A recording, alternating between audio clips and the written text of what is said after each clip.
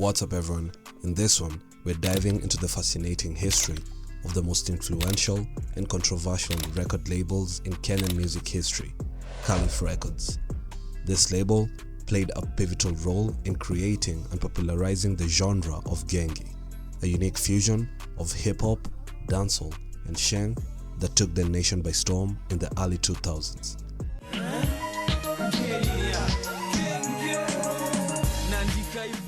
But beneath the surface, there was drama, betrayal, and tragedy that ultimately led to the downfall of this once mighty empire. So sit back, relax, and join me as we unravel the story of the rise and fall of Calif Records.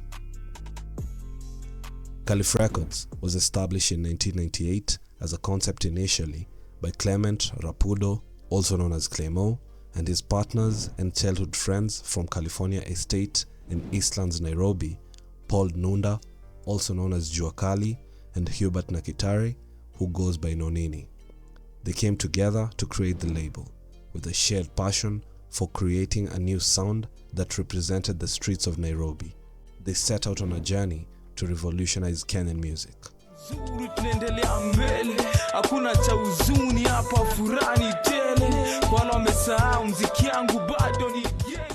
Drawing inspiration from American hip-hop icons like Tupac, Biggie, and Jay-Z, Calif Records also embraced elements of Jamaican dancehall and Kenya's own banger music. They chose to rap in Sheng predominantly, a vibrant slang language that seamlessly blended English, Swahili, and various ethnic dialects. They aptly coined their genre Genge, which translates to massive or a large group of people in Sheng. With their eyes set on connecting the masses, especially the youth who felt marginalized and unheard, Calif Records set off on their journey. One of their defining moments in Calif Records' early success was the release of Manzi Nairobi by Nonini. Produced by Clemo of Calif Records, Manzi Nairobi featured Sylvia, Clemo's sister, singing in the catchy chorus. It was a breakthrough moment for Calif Records, propelling them to the limelight and solidifying their place in the Kenyan music scene.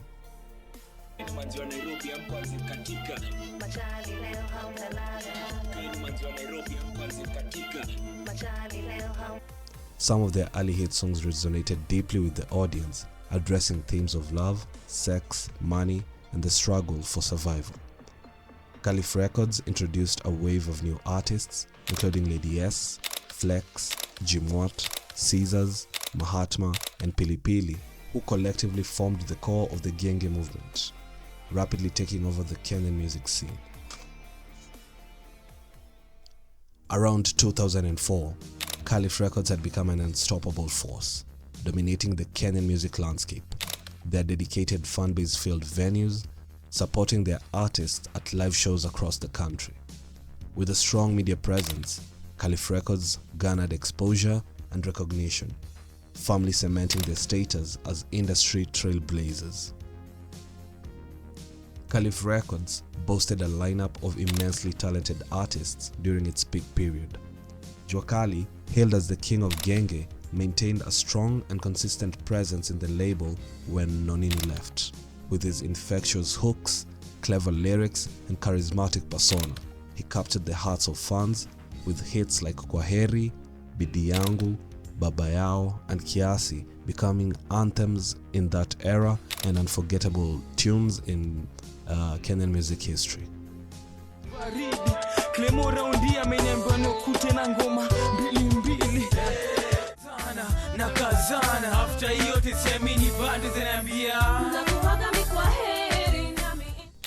Nonini, considered the godfather of Genge, thrived on controversy.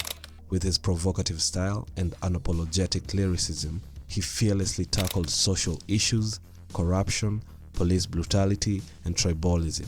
His audacious approach, showcased in tracks like We Kamu, Keroro, and Si Lazima, set him apart from his peers.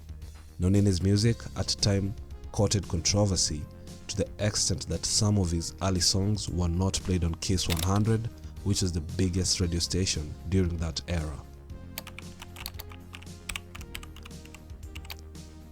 The decline of Calif Records was marked by several factors. 1. Youth and its challenges. Some of the label's rising stars, such as Czars and Jimwat, faced personal and professional challenges. Czars, the Prince of Genge, left an indelible mark on the genre with hits like Amko Ukatike and Shida. Tragically, Czars disappeared mysteriously in 2008 at the age of 17. On the other hand, Jimwat's witty and humorous Genge edutainment tackled social issues in songs like Under 18 and Sitoi Kitu Kidogo.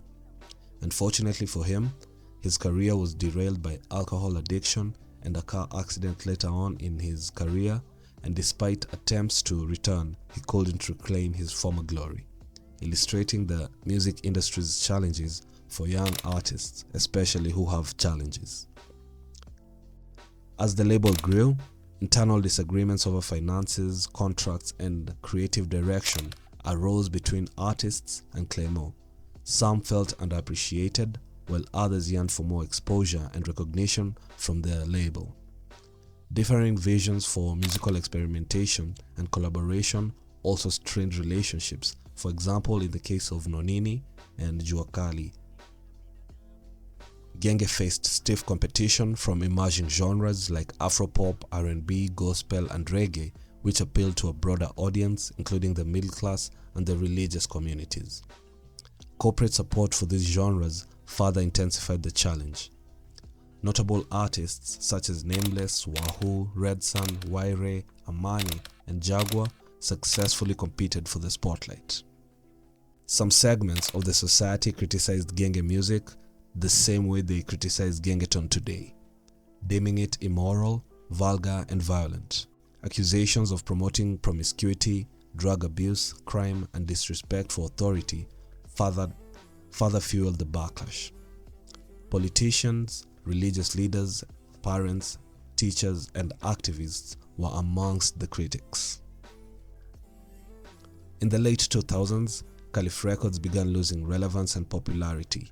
Many of its artists departed for solo careers or joined other labels altogether. Some faded into obscurity or abandoned music altogether, while others encountered personal struggles like addiction, depression, or legal issues. The label shifted focus to re-releasing old hits and compilation, but it was not enough to capture its former glory. The story of Calif Records remains a testament to a label that revolutionized Kenyan music with its dynamic Genge sound, from its humble beginnings in '98 to becoming a powerhouse in the early 2000s. It birthed iconic, influential artists, inspiring an entire generation.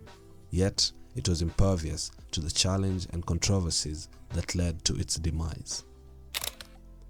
What are your thoughts on Calif Records? Did you enjoy their music? Do you miss them? Share your thoughts down in the comments below, and don't forget to like this video and subscribe to the channel for more captivating stories. Until the next one, stay curious and keep the music alive. Cheers.